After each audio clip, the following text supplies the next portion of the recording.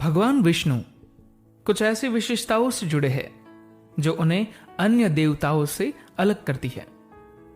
जीवन के संरक्षक के रूप में उनकी भूमिका पर ध्यान केंद्रित करते हुए उनके प्रतीकात्मक अर्थ भक्तों को प्रभु की उदात्त प्रकृति में गहन अंतर्दृष्टि प्रदान करते हैं।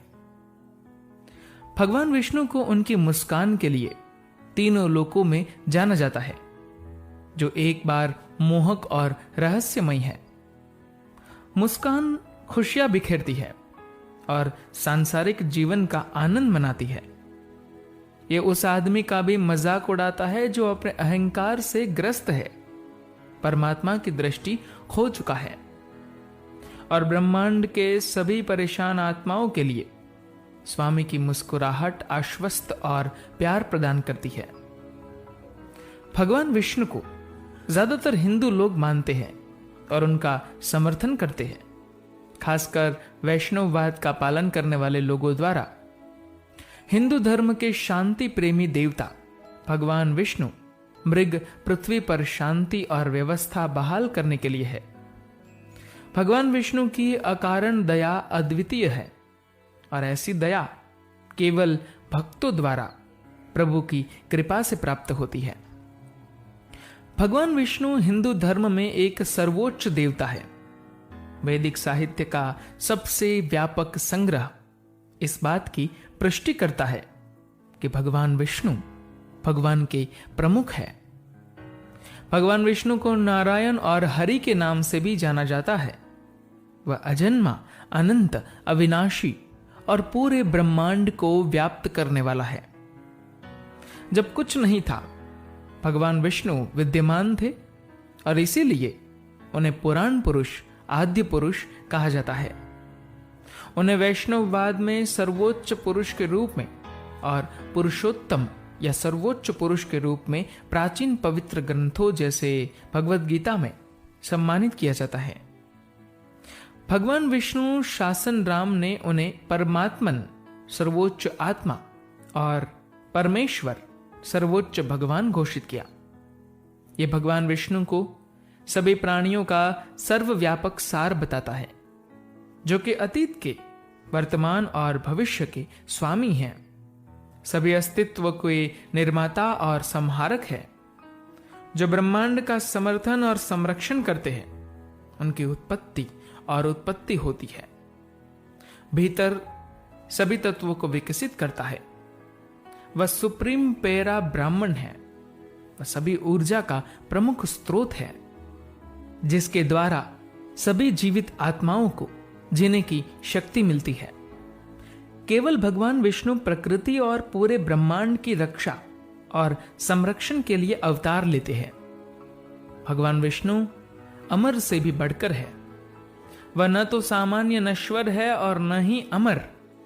भगवान विष्णु का जन्म या मृत्यु नहीं है, उससे ही सब कुछ आया। वह हर परमाणु में है। कोई जगह नहीं है जहां वह नहीं है। भगवान विष्णु सकारात्मकता के प्रतीक है। भगवान विष्णु को मुकुंद के रूप में भी सम्मानित किया जाता है। सर्वोच्च ईश्वर, जो अपने भक्तों को मुक्ति या मोक्ष के दाता है, जो योग्य है, जो भौतिक दुनिया से मुक्ति के योग्य है। भगवान विष्णु को नीले रंग के चित्रण के साथ चित्रित किया गया है। यह उसकी सर्वव्यापी प्रकृति का घोतक है। वास्तव में भगवान विष्णु मणि शब्द सभी व्यापक है। दिव्य की पुनर्स्थापना भगवान विष्णु ने समय समय पर पृथ्वी पर अवतार लिया है, ताकि बुरी ताकतों को मिटाया जा सके और शांति, व्यवस्था और धर्म को बहाल किया जा सके, और योग्य भक्तों को जन्म और मृत्यु के चक्र से मुक्त किया जा सके। कृष्ण भगवान विष्णु का पूर्ण अवतार भगवत गीता में उल्लेख करते हैं। धर्म परायणों का उद्धार करने और उपद्रवियों का सफाया करने के लिए, साथ ही धर्म के सिद्धांतों को फिर से स्थापित करने के लिए मैं सहस्त्राब्दी के बाद खुद को सहस्त्राब्दी के रूप में प्रकट करता हूं। भगवान विष्णु को ब्रह्मांड के समुद्र में सांप के बिस्तर पर लेटा हुआ दिखाया गया है, वह अनंत निद्रा या योग निद्रा में इस युग के लिए सहस्त्रों नागों से युक्त है, जिन्हें लक्ष्मी के साथ आदि शक्ति कहा जाता है। वास्तव में भगवान विष्णु का सबसे प्रसिद्ध आसन दूध के सागर में सांप आदि शेष पर एक है। जब वह उठा तो उसने हलचल की, जिसके कारण उसके पेट से एक कमल का फूल उठ गया। भगवान ब्रह्मा को जन्म देते हुए यह फूल खिलता है। भगवान ब्रह्मा ने अपने दिव्य पिता भगवान विष्णु को देखा, भगवान को उनके सम्मान का भुगतान किया और फिर भगवान विष्णु के आशीर्वाद के साथ रचनात्मक प्रक्रिया शुरू की। देवी लक्ष्मी भगवान विष्णु की ही ऊर्जा है। उसे हमेशा प्रभु के साथ दिखाया जाता है, क्योंकि उसे कदम कदम पर चलने के लिए कहा जाता है। जबकि भगवान विष्णु निर्मित ब्रह्मांड की रक्षा करते हैं। लक्ष्मी ऊर्जा, भोजन, धन, सौंदर्य और चमक के साथ ब्रह्मांड का पोषण करती है। देवी लक्ष्मी की स्थायी सीट भगवान विष्णु की छाती है। इसलिए मंदिरों में भगवान विष्णु की छवि को अपने सीने में लक्ष्मी की छवि के साथ देखना बहुत आम है। इसके पीछे एक गहरा दर्शन है कि क्यों भगवान विष्णु सांप आदि शीश पर सोते हैं। सर्फ दुनिया के डरावने और खतरों का प्रतिनिधित्व करते हैं। हमारे आसपास की दुनिया अविश्वसनीय, धमकी, धोखेबाज और चुनौतीपूर्ण है।